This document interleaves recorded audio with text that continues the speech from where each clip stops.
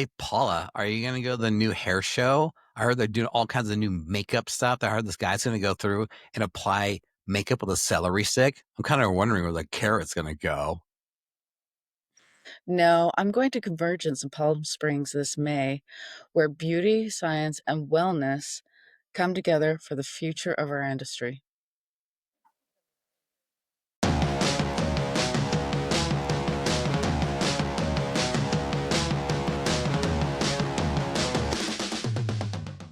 Real hairdressers telling real stories about their experiences from behind the salon chair. And we are now saying the quiet parts out loud. This is Shit I Told My Hairdresser.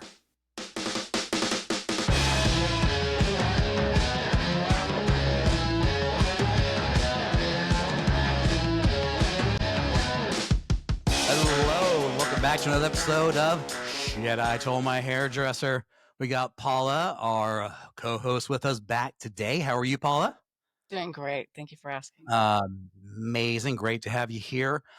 Guys, you guys have done an amazing job. Thank you so much for going through and hitting us up on Instagram and on TikTok. Hit us up also on Apple Podcasts, Spotify.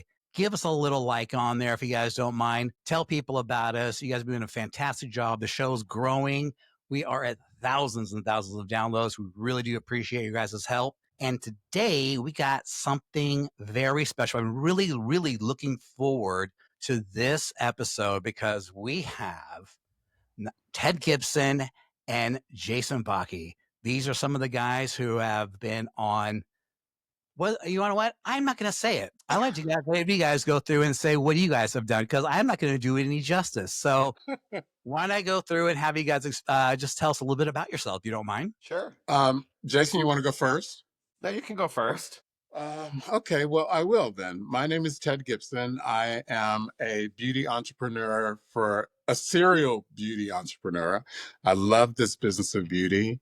I always say with the beauty school license, the things that I've been able to do. I have been a beauty school teacher. I have developed products for a major manufacturer. I have been a global educator for that major manufacturer. I have done celebrities. I've done models. I have done every fashion show you can think of, from New York to London to Milan and Paris. Have done every fashion show you can think of, from Dolce & Gabbana, Streness, Calvin. I mean, there's so many. I have owned 4 salons in 4 different states. I've had 3 successful product lines. I have a haircut price of $2,400. I have done so many things with the beauty school license, and I love this business of beauty. I love my fellow beauty professionals because there's no one like being around a beauty professional and my people. And I know how important we are to this planet and to our communities. And I just love being alive. That is one thing I love though is that you're a hairdresser's hairdresser, and I love that. So every time I hear I heard interviews and everything like that, I'm like I always tell like you are a hairdresser's hairdresser. I love that. Thank you. Jason, I should have gone first. Yeah, you should have. I told you. I gave you the chance. I know, right? My name is Jason Backe. I am a hairdresser of 32 years.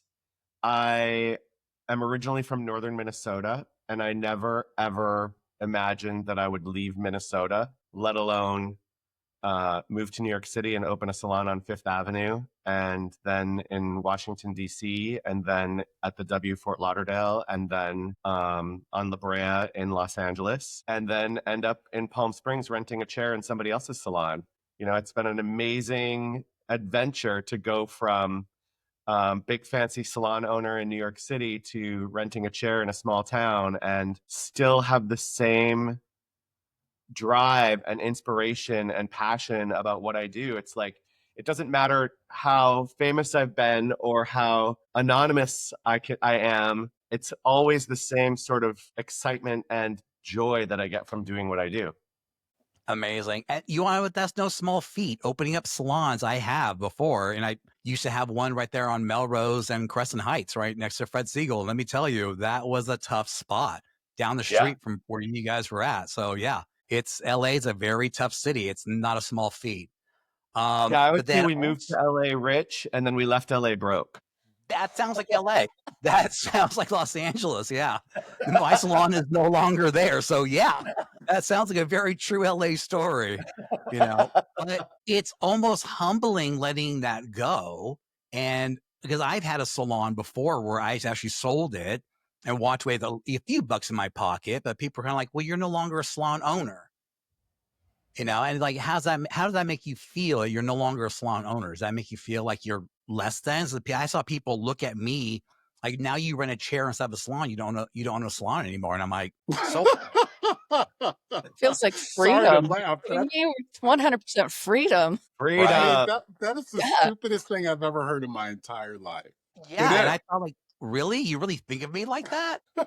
Well, that's the thing about this business, right? It gives us the opportunity to do so many things. And that's what's incredible about being a hairdresser is that you have the opportunity with that license to do so many things that you don't have to follow the norm of what people expect because we can do whatever the fuck we want to do Right. at any time that we want to do it. And we don't always recognize that because we are the most depleted, we're the most underserved, we're the most disrespected industry because people don't really believe how important we are. And it's bullshit. It's bullshit. And it's always a constant battle. I mean, every generation I see who become hairdressers, it's the same exact thing about not getting paid what we're supposed to get, not be paid, being feeling like that we're the help. And I love, Jason, that podcast that you had about that very thing, about your girlfriend who Oh, yeah. and her sister. Like that hits home. So it's so important for us to hear, Yeah. It's really funny because it's like they don't realize how important we actually are in part of their lives until we're gone. Yes. And then when we're gone, they're like, oh, I need you. Or when you're sick, I had a client send their doctor to my house to make sure like I was going to get better soon so I can come back and do her hair. I'm like, excuse me? The fuck? Yeah. I'm like, no, thanks. Yeah. He's like, I brought pills. I'm like, all right, come in. I'm kidding. Yeah. No, but you want to know what though? Here's the thing. You guys have done so much from doing the celebrities like Anne Hathaway, Nell Zellweger. I mean, a lot of people don't know what it's like to get yourself into that position. Can you give us a little bit of insight on what you had to go through? What were some of the most important things that you had to learn in order to go through and get in that position to do that type of hair? My butt still hurts. Yeah. I hear you there. Listen, it takes a lot of sacrifice, and people think that I mean, people say celebrity hairdresser, but it doesn't have the same kind of notion as it did in the 2000s about a celebrity hairdresser. Because if you were a celebrity hairdresser in the 2000s, you had hit a pinnacle of what it meant to be famous. Because prior to that, if you were a celebrity hairdresser, you really were shit. You weren't very good. You lived in Los Angeles. You didn't know how to do a French curl, a French wave. You don't know how to do a Marcel iron. But if you're in the fashion business and you lived in New York City or you lived in Europe, you were able to do fashion shows, and fashion shows really dictated what the trend was. And it gave you the opportunity as a fashion hairdresser to create the trend. Because if the show was in February in Milan or March in Milan, by the time it really hit to the consumer, which was 4 months later, because of the cover or the editorial that was in all the magazines, and those moments were really kind of crucial. If you watch Devil Wears Prada, when the first one, when she talks about cerulean blue and how it trickled down, that's exactly how it was. And if you were a celebrity hairdresser, you weren't very good. But the 2000s really made that celebrity hairdresser and those iconic hairdressers who are my peers really famous because of that. Yeah. It completely, shifted the narrative about how the business was. Because when I came into this business, I didn't want to be a celebrity hairdresser because really, honestly, you were shit and you lived in Los Angeles and all you did was do these dookie curls on people's heads. Like, and we thought we frowned upon that. We just did not, we just thought it was hilarious and that you would work on a celebrity. But it ended up really, Jason and Paula, that the fact that here it was where models weren't being interested anymore and celebrities were, and they had things to promote and talk about. So Yeah, that that whole was the shift, shift. That was yeah, the that shift was the of shift. like that whole attitude of like, I'm a New York City fashion hairdresser. And if I did celebrities, that would like take away my cachet, like nobody cared about celebrities then. It was all about models were on the covers of magazines, models were doing all of the campaigns, models. And when the celebrity, I mean, I kind of think that we got used to seeing certain models like during the supermodel era, and that familiar face sold product in a way that the anonymous models didn't. And that's when celebrities started getting on the covers of magazines and celebrities started doing campaigns and things like that, because that familiar face was selling things better than an anonymous model. And so when that happened, by this time I was only doing exclusively color, and Ted was the hairdresser. We'd opened our salon on Fifth Avenue just before. Ted got an option to do a celebrity from the fashion director at Marie Claire. She was like, we're going to do 2 covers in London, and Patrick de Marchillier is going to shoot the covers. It's going to be Marie Claire in the morning and Cosmo in the afternoon. And I know you don't want to do celebrities, but I think this would be really smart for your career. I think you should do it. Ted was like, who is it? It's Angelina Jolie. And Angelina There Jolie you go. had just done Tomb Raider and was doing the press for Tomb Raider. And she had just broken up with Billy Bob and was wearing that blood around her neck and had just had that awkward onstage moment with her brother at the Academy Awards or whatever award show that was. I remember that. And yeah, she was like this weird goth girl who cut herself, And the relationship with Ted and Angie like exploded. And all of a sudden, everyone wanted to know who was doing Angie's hair. And she was transitioning from awkward goth girl to fashion beauty icon. And Ted was a part of that team that made that transformation happen. And that was the real eye opener for me about the power of celebrity, especially in that moment, and how Angelina Jolie, I mean, changed our life. Because of that relationship, Ted was in Vogue, Ted was in InStyle, Ted was in all of the magazines that we needed to be in to have the credentials to open a salon on Fifth Avenue. And it was like that wave that really changed everything. So when you ask about how do you prepare for that, I think the biggest takeaway in my experience is listening to some advice that's coming, that you could very easily stay in your lane that is comfortable and be like, no, I'm a fashion hairdresser. I'm not a celebrity hairdresser. I don't want to do that job. Or you can do the job, you can go to the event, you can, do the podcast, you can do the whatever, because that might be the thing that opens up the door to your next greatest adventure. So I think it's about Perfect. being open to the opportunity. Like yesterday we went to a salon suite to do an event with their professionals that rent there. And we had a good turnout. We had like, I don't know, probably 10 or 15 people come that set aside time from their day to come and hang out with us and hear about what we're doing and see Ted dress some hair. And then we got a text message from the person who coordinated the whole thing saying how the event was great and it spread like wildfire through all of the other 60 suites that were there, however many are in that building, and how many people were saying how they were so bummed that they didn't go. And it's like the same story over and over with a lot of us, that we have these opportunities right in front of us and we don't take advantage of them. And then we're like wondering why we're stuck in the same spot, charging the same price, working on the same people for 10 years. Just show up. Just show the fucking fuck up. show up. Yeah. I was the guy cleaning the academy, Tony and Guy, making sure all the trash bins were clean, the toilets were scrubbed. You know what I mean? I was there. I was showing up and I did it for free. Someone goes, I would never do something for free. And I'm like, and you would never be where I'm at then. Yeah. I'm also, you'll be the one shampooing the hair for the rest of your life. Cool. But one of the things as well too is I think I want to get at is that so many people now don't think that they need to be an assistant or they need a mentor or someone who's going to go through and push them to that next level. For me, I knew I needed that. To me, it was like something that was really important. And still to this day is something that I have in my life, you know, whether it be like a sponsor or in my case, or like someone who mentors me, you know.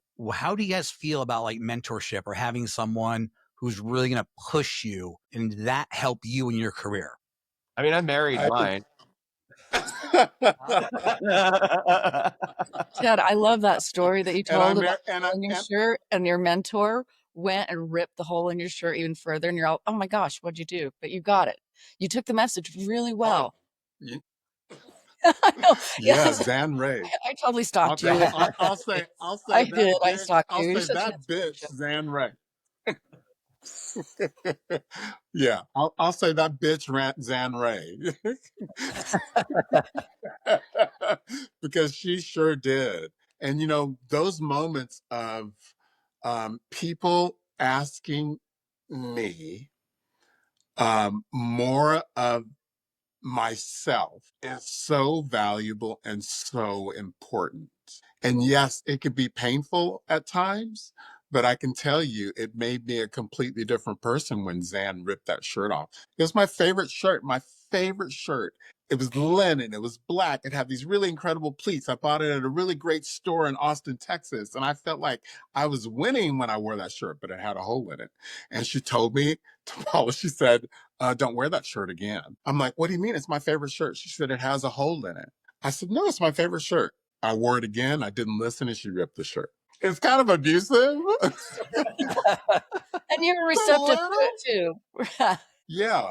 But you know, those moments, I'll tell you. Yeah, No, I but I mean, think that having a mentor is the only way that we can grow, and multiple mentors. It doesn't have to be the same one person all the time. I don't know how I feel about being an assistant. You know, whether you go into a salon and you become an assistant for a year or 2 years to learn the things that you need to learn, or you come out of beauty school and you start renting a suite and you're all on your own, it's still going to take you a year or 2 years to learn the things before you're going to really be able to build, because you're going to make a lot of mistakes, and you're going to have to build up a reputation and start over. And but the cream always rises to the top. So I think that there's opportunity. I think that people learn differently, you know, like I enjoy having someone show me versus trying to figure something out on my own. But there's other people who thrive by figuring it out on their own and would be frustrated and bored having somebody show them. So I think the same percentage of winners come to the top of the game, regardless of the education that they got to get there, you know? all right, guys. So, as the title of the show is Shit, I Told My Hairdresser, let's talk a little shit. What do you guys say? All right. You guys have heard the show. I think you guys have a good idea of some of the crap that we talk about around here. But I've worked in the salons in LA, Chris McMillan, Warren Tricomie, and we saw some shit walk through the door. And you guys were in New York, Florida, LA. What was some of the craziest? And what was the thing that stuck out in your head that you're like, what the fuck did just happen? Where do I start? Exactly, right? I know. Because like within your career, it doesn't have to be inside the salon as well, too. It could be like, I always bleep out names if I need to. But who Yeah. was that one person that just kind of started the sweat on the back of your neck and it went all the way down to your ass crack by the time you were done? Who was Okay. that bitch? Who was I'll that tell you bitch? a story. Goslin. Kate Goslin. Kate Goslin. Every time she came in, there was something. Yeah. We were the ones that took her from the haircut here to her long hair. I think she still wears it long now. I don't know. And that was a real wild adventure because she was so famous. She was like the most famous person of that moment when it was John and Kate plus 8. And John, I don't know if he cheated on her or what happened. They got a divorce, and we had paparazzi up and down Fifth Avenue standing on the hoods of the roof of their car trying to shoot into the salon. Like I've never we've had a lot of famous people come through our doors, and it's never been like that. And she is a very specific. I remember Ted got me a puppy, and Kate was in the salon, and she was shooting a scene for her reality show, and Ted came in with the puppy, and all of the attention left her and went to this cute little puppy. Kate was like so mad. She's like, I just got upstaged by a dog. And she sounded just like the Wicked Witch from the Wizard of Oz, you know? And not saying in a joking always manner. do. Wait, I'm sorry, was she Paula? serious? She wasn't saying it in a joking manner? Or was it, No, was she was she serious as really, a heart really- attack. Like, yeah, she was very, very annoyed that. Oh my gosh. Wow. Yeah. First of all, I will say that I've seen a lot of vaginas. Ew. Well, I mean, yeah, okay. But I'm sorry, I don't really want to see vaginas, but I've seen a lot of vaginas.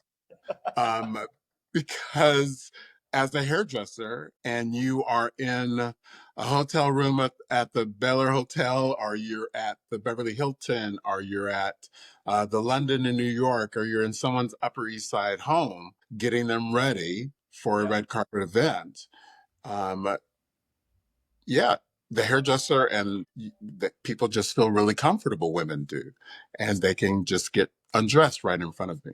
And when you have that kind of relationship, I always say that the relationship between a woman and her hairdresser is like no other relationship in her life. That if you're with a woman for a certain period of time, you get the opportunity to, when she, you're with her when she goes to college, and then when she comes out of college and she has her first job, and from there she gets engaged, and from engagement she gets married. From marriage she starts to have children, and then she has an affair, and then she has grandchildren, and then she has another affair, and then she has a divorce. So we're with them throughout a lot of their life if you have that kind of relationship. And there are a lot of things that she will tell us that she doesn't tell her husband or her children or people, her girlfriends.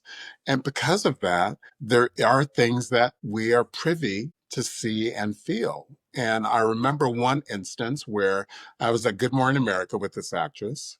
And this actress was a child actress, and very, very well known, and still known today. She's still working actress today. And she had stripped down completely out of all of her clothes and threw a fit, stomping and on the ground, rolling around with her hands hitting the ground, her fists, because she was mad because the dress wasn't there. Oh, Jesus Christ. Oh my Did I goodness. see her vagina too? Is that the same person? Yeah. Go take the scar from my face. Wow.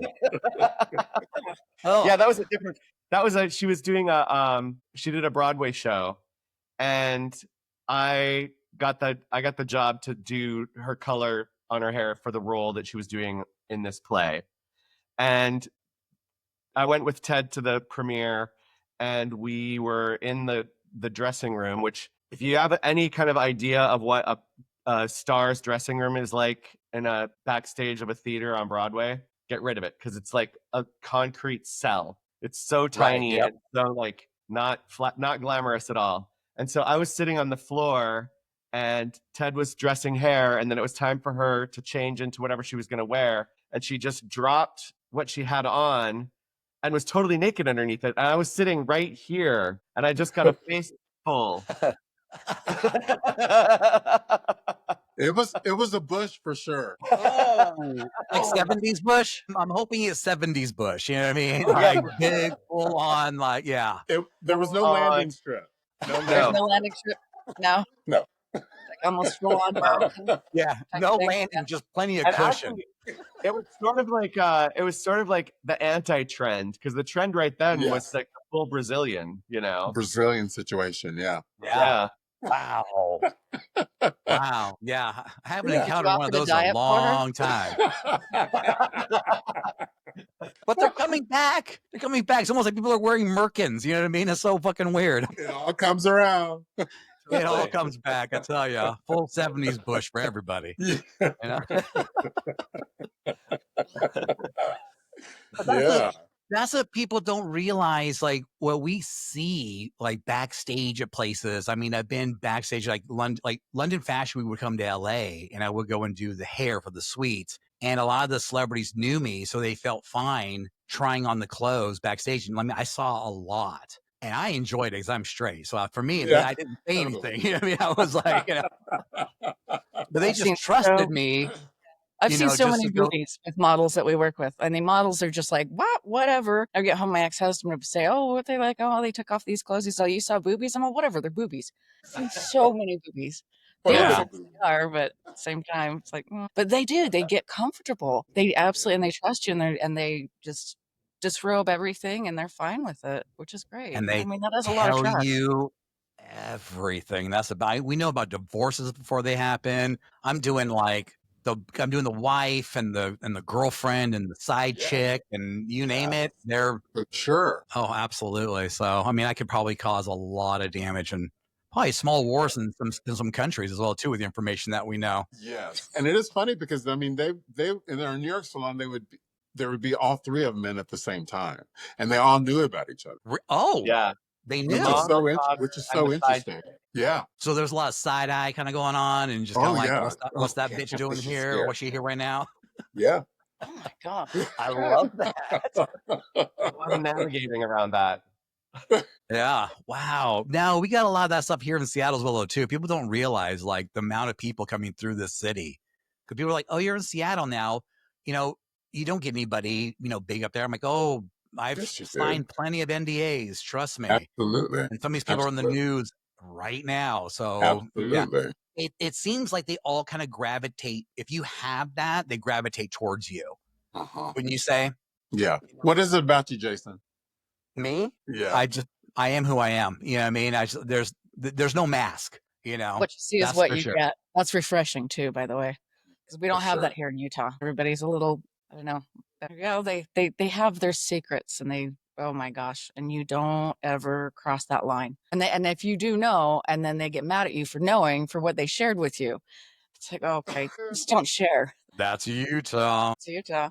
Utah, huh? All right, Really? guys. So you guys have something very special that's coming up, and I got the press release for it. I've been reading about it.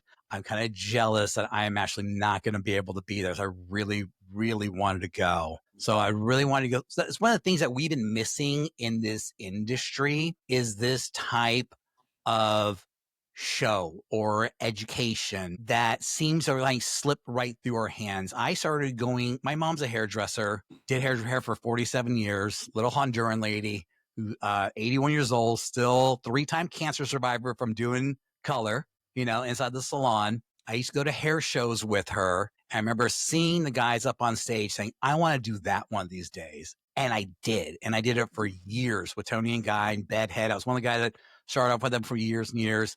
And back then, the shows were electrifying and people went to get inspired. And it seems like it's really changed now. And what you guys are doing now is very boutique-ish and very relevant. And I want you guys to go through and kind of tell our audience about what you guys are doing now. Thank you, Jason. Well, oh, there you go, Jason. You can just scan that QR code right there. Move it over. I already have the QR code. Move it over. I Oh, you did? Okay, Yeah, good. You guys are bringing beauty not just on the exterior, it's on the interior as well. And a lot of people forget about that. And you guys are bringing this to fruition, which is so important to beauty all the way around. Anyways, I hope I Yeah, articulated it's a really that well. interesting That's the way I time felt. in professional beauty because, oh, sorry, I missed that. Say that again. Oh, that's just the way I felt when I was kind of like obsessing on what you guys are doing with your product. You're building beauty from the inside, not just creating it on the outside. And that's a very important thing. You guys are promoting a lot of self-care. And I think a lot of people forget about that. And I want to thank you guys for bringing awareness and contributing to it. Thank you. Thank you. Yeah, appreciate that. It's a really interesting time in professional beauty in the sense that the consumer is in a very different mindset than she was when we first jumped into this game. Like then she would come in and maybe have a couple of pictures that she took out from a magazine. But really, she didn't know much more than that. And I was the authority. And now she's coming into the salon with AI images of herself with different hairstyles that she wants to try or hair color that she wants to try. She's very savvy on ingredient lists. She's very sophisticated when it comes to understanding sourcing. She's more environmental in the way that she's consuming. And so they're sitting down in our chair much, much smarter about what we do than they were even 5 years ago. So the challenge for the professional then is how to navigate that and still be the professional while they're honoring the information that she's already armed with, you know? So it's a thing. And the consumer is now driving the sales and the trends more than the hairdresser. And so how do we embrace that change and learn how to capitalize on that change? Like, how do we keep making more money off of their savviness, you know? So that's kind of like, we started talking about that. If we're talking about Convergence specifically and getting like-minded, that's the name of our event, getting like-minded professionals together to really think about, like, what is the future of beauty? What is AI going to have? How is that going to impact us for the good and the bad? How are the way that we have our relationships with retailers, with manufacturers, how is that going to impact our businesses, our small businesses, or even our micro businesses if we're renting a suite? How does that relationship, how do we need it to evolve so that they can keep selling the product like they need to, but everyone has access to it in a different way, that they're not, like when we closed our Fifth Avenue store and had like $30,000 or $50,000 worth of product between hair color and retail sitting on a shelf, you know, like warehousing the product. Like, what are those conversations that we need to have to keep it moving forward so that everyone grows?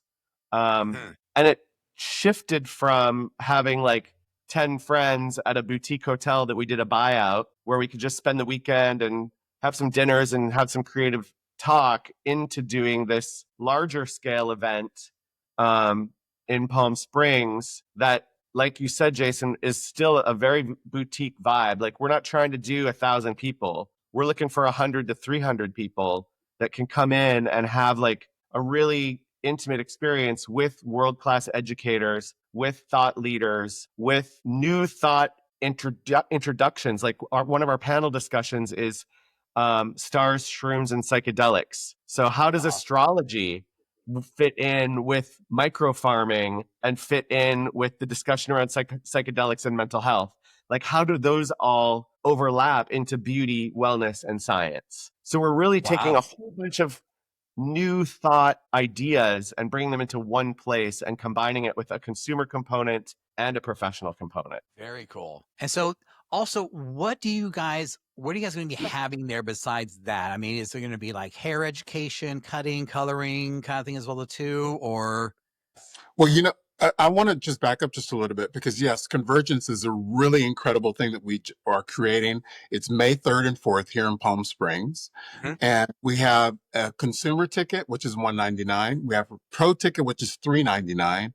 And we have a VIP ticket that's $499. But before even Convergence was the thought process about how we wanted to bring a new idea about education is that about a decade ago, my mom was diagnosed with dementia. And in our quest of taking care of her and thinking about our own well-being, we discovered or happened upon lion's mane mushroom. We heard lion's mane mushroom really helps to build neural pathways in the brain, helps with focus in your brain, helps you to really stay sharp. And as we started taking lion's mane, I pretty much immediately felt the difference. Jason, he said it took him about a week or so.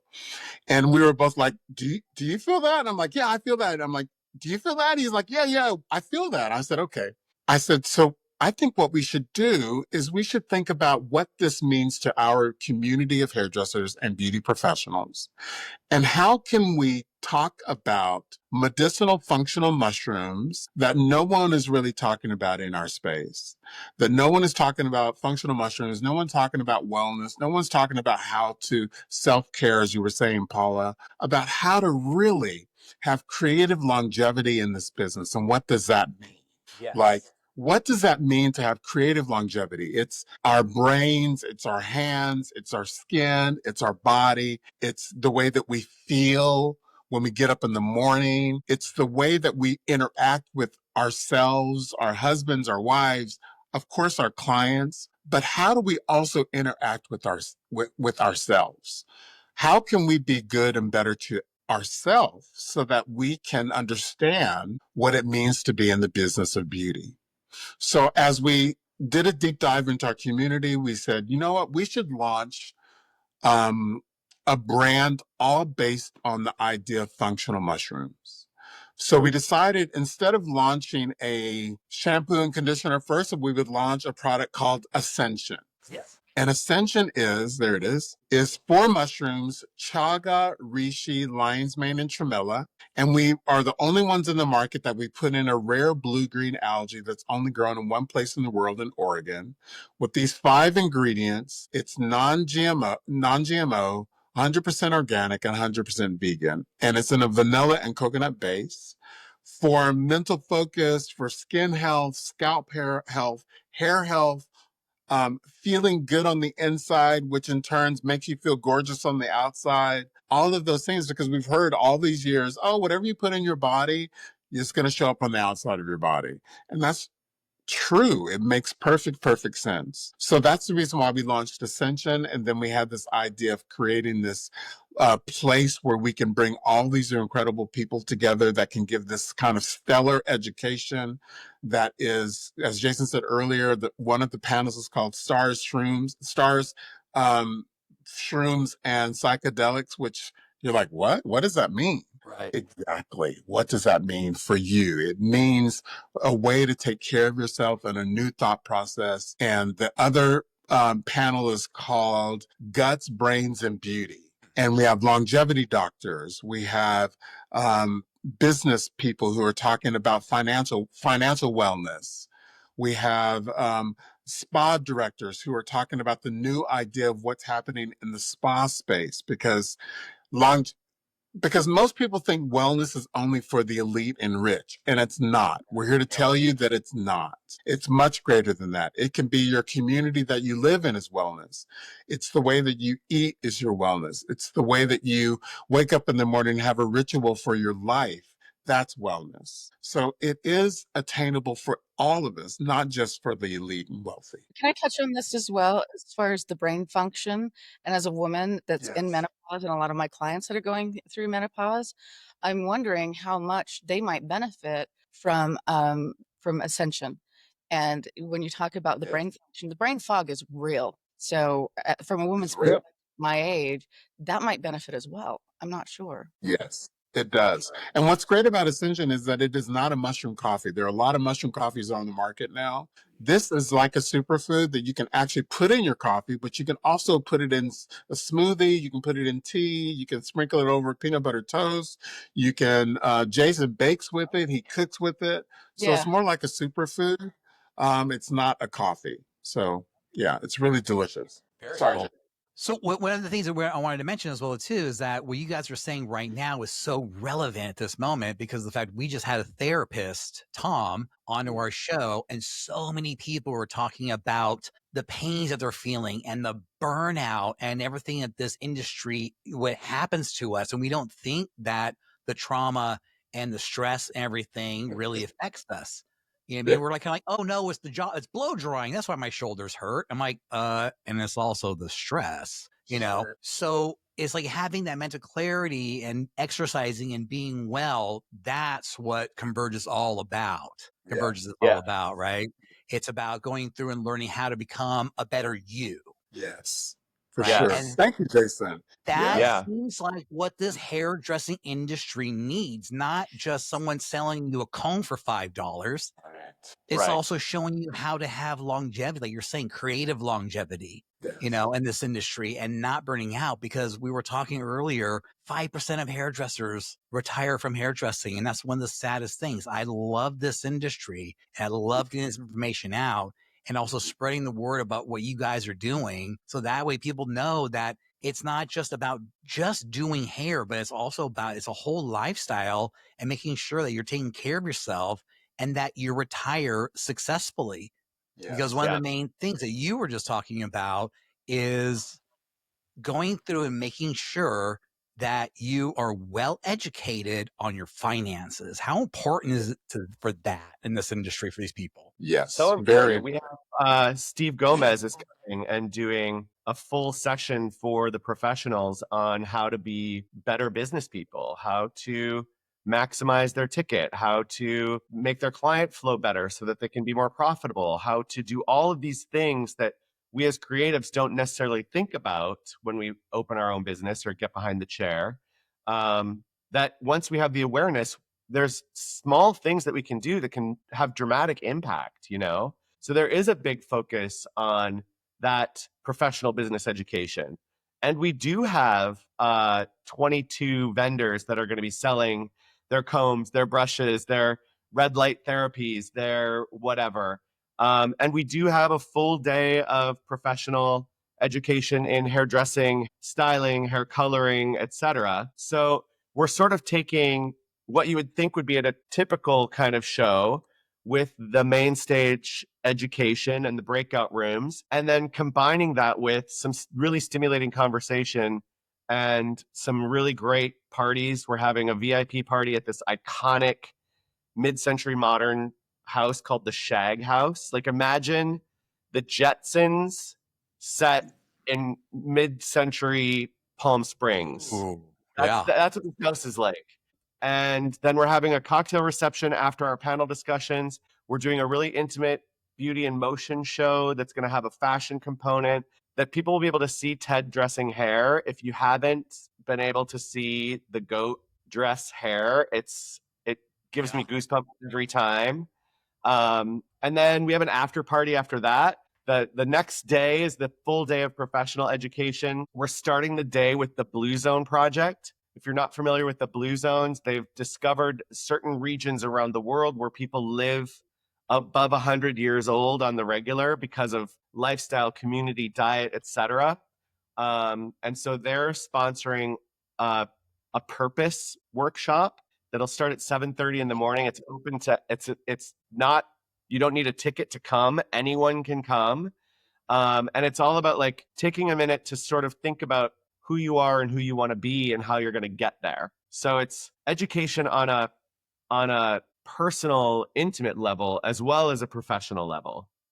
It's going to be an amazing couple of days. I'm so excited. It's really, we've put a lot of work into it. I didn't know, like, people are like, oh, you're going to try and put on a show? That's a lot of work. And I was like, I've been an entrepreneur for 30 years. Like, I know what a lot of work is. exactly. No. Is this It's an a event? lot of work, and then it's a lot more other fucking work. God damn it! Is this an event that you're going to continue for a while and do one after another? Because I really wish I would have known about this ahead of time. So if it's something you're going to be doing in the future, I'm fascinated. I would love to. Thank you. very much, We're having Papa. really interesting conversations about doing it regionally. So smaller versions in regional areas. And then we would like to do this as an annual event and let it grow. You know, I think this is the kind of movement that will just continue with its enthusiasm and with its momentum. That we could have 1,000 people at it, you know? Easy. I think something like this, as soon as the word gets out, I think easily you probably have more than 1,000. I love the fact that this is something that's new kind of coming in the industry because COVID killed this industry. It did. You know, it really did. Everyone turned to YouTube. They started trying to go through and learn things online. And one of the things I've been paying attention to is that my wife's a school teacher and everyone's like, oh, well, pretty soon robots are going to be going through and being the teachers. No, they're not. No, they're not. And what they're finding is when kids are learning on laptops, they're skimming. They're not actually learning. You learn from person to person. And when you have a boutique show like this, that's something that's like really special, people are going to get a lot more out of it. And I think this definitely is the direction and the future of shows for hairdressing. And I think it's really important for something like this to be embraced because COVID was just like, I don't know how you guys felt about that, but I mean, even the big companies were like, hey, so we lost a lot of money and we're going to cut down on everything. Can we pay you half to do a class? You're like, online? You're like, no. And so having little new things like this pop up, I think is like really, really important. Thank You know, you. Thank so you. It is very exciting. Oh yeah, it just feels way more personable. I mean, when you guys are talking about this and you have these one-on-one conversations, it's more inspiring rather than just having that vast audience where you just kind of take little snippets. You actually get to talk to hairdressers, talk to you guys, and that intimacy I think is very important, especially to us mature hairdressers. Thank you. When we decided to do this, a, a, a component of it was, to have sound bath. And we thought sound bath is great, but, it's really not about the sound bath. The sound bath is a small piece of it. It's really about the connection of, of really yourself. And when I say that, it's so important that we as hairdressers really get in touch with that as we move forward in our lives, as we move forward in the business, because the business is ever changing. That line between consumer and professional is completely blurred. Where it used to be you would only be able to go to the salon or the spa to get the product that you really love. You can go to every single retail outlet and buy it, and online to buy the product that you use on your guest. So it's not as important in that way anymore. So we have to think about it differently. We have to think about reinventing. This morning I watched on Instagram, I watched two famous people talk about the same very thing, not in our business specifically, but it was Lionel Richie and Jane Fonda. And Jane Fonda at 80 something years old was talking about, listen, when I was 60 years old, I did this because I knew that I did not want to stay where I am, that I needed to reinvent. And it was the same thing Lionel Richie was talking about how it is we get to a certain age and we think that we are really, moved on to something fabulous. But we need to reinvent in order to stay alive. Like, I feel like that this brand, Ted Gibson Beauty Wellness Science, has given me a new breath of fresh air. Convergence has given me a breath of fresh air. And I always talk about how reinventing is so important, and regardless of what your age is. If you're 25 and you're starting off in this business, when you get to be 28 and 30, the business has changed again. So you have to reinvent yourself again, whatever that means for you. And it's just so important. you have to evolve, otherwise you just die. Yeah, This become a business. dinosaur. Absolutely. So Yeah, Convergence, it's about yes. science. It's about wellness. I love the fact that it started off with your mom. I mean, my mom's a hairdresser. And so with her, just being her an inspiration in my life solo too, I love having that connection as well. You guys, thank you guys so much for coming onto the show. We really, really appreciate you. It's so nice that people are going to have access to you guys here in next month, which is, if you guys don't, please go to the show, check it out, check out Convergence. Everything will be in the show notes. Guys, thank you so much for being on doing the podcast for us. We really Thanks appreciate for it. Having us. You guys are Thank incredible. I love it so much. Absolutely a pleasure meeting the both of you. Likewise. Thank you.